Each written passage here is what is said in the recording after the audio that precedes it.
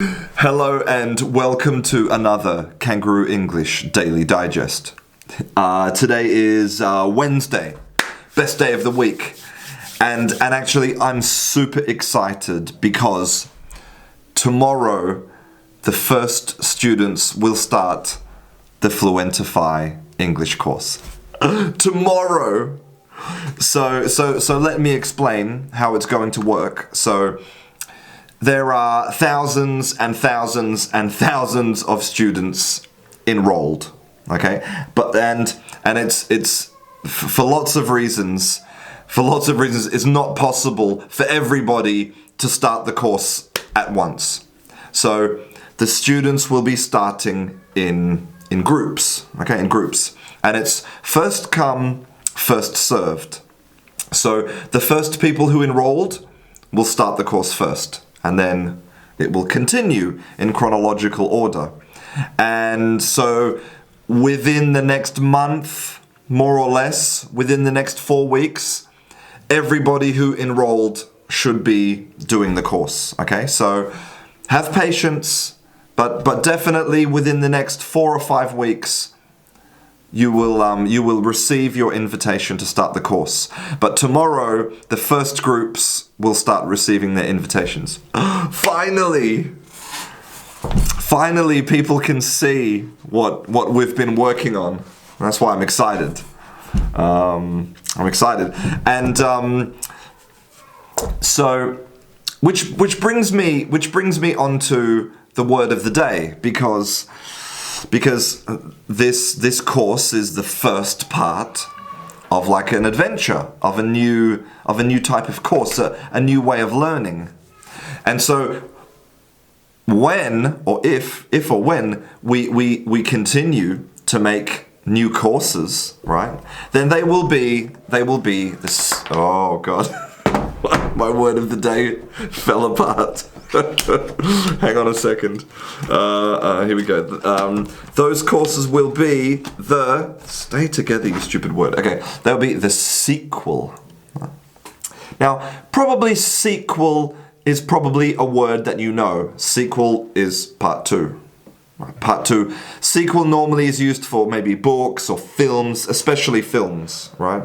Now, really, sequel is not a very interesting word.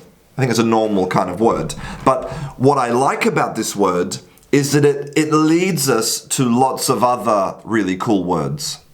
So one example would be, first, sequel comes from the Latin verb, I think it's sequi.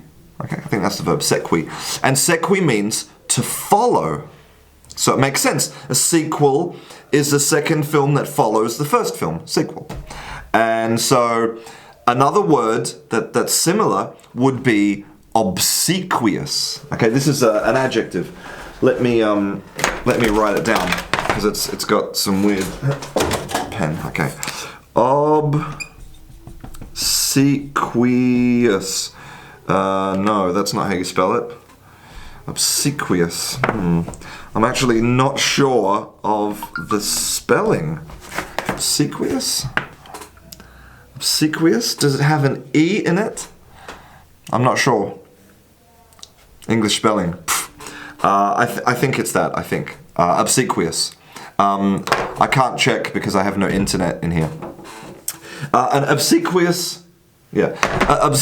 Obsequious is an adjective, and it describes a person who is like fawning or attentive. Basically, a yes person, a person who follows the leader. So an obsequious person is like, yes, absolutely, whatever you want, yeah. Obsequious, subservient, yeah. And another word related to this would be what's another word? Would be if you want to get really fancy, like if you want to be very formal, you can talk about a non sequitur. A non sequitur. Okay, and this is actually literally Latin, and it means does not follow.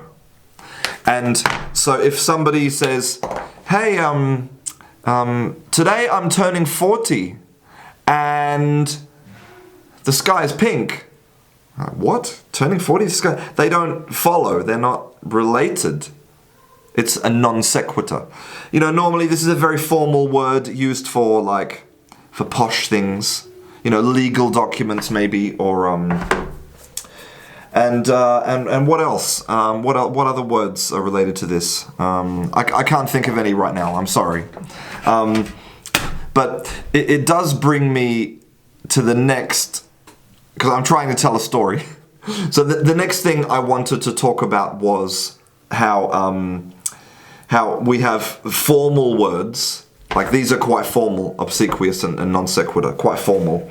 And then we have a more informal and common word like sequel. And I've been reading about body language because there's a teacher called Julio Barbosa, who's in this group. He's a teacher, and he sent me a PDF of a book about body language, and it's fascinating to read about body language because there's little details in body language that you don't even think about. Like, for example, this is my favorite example. If I ask you to do something, like imagine I say, okay, I want you to move that box. I can use only body language to change the way I ask. So if I use my pointed finger, it's quite strong. It's like an order. It's like, move the box from there to there. You see, it's quite sort of aggressive and strong. Or I can use my hand without pointing, right? I can use my hand. I can say, can you please, I want you to move this box over here. See? A little bit different, a little bit softer, right? And then if I turn my hand over, if I show you my palm, it's even softer again. It's like, could you please move the box from here to here? You see the difference? Only by this? Wow, right? And, and in general, showing your palms, as a sign of openness and honesty. And, so this is like, please, I want to help you, I want to tell you the truth. And this, the opposite, is like, barrier. And it's fascinating to read about body language. I feel like maybe there's a really good YouTube class hidden in this world about body language, which I'll make in a few weeks when I'm finished with Fluentify. So, thank you very much for watching. Hope you enjoyed this daily digest. I'll be back tomorrow with more fascinating facts about language and stuff. I'm Christian, this is Kangaroo English. I'll see you in class.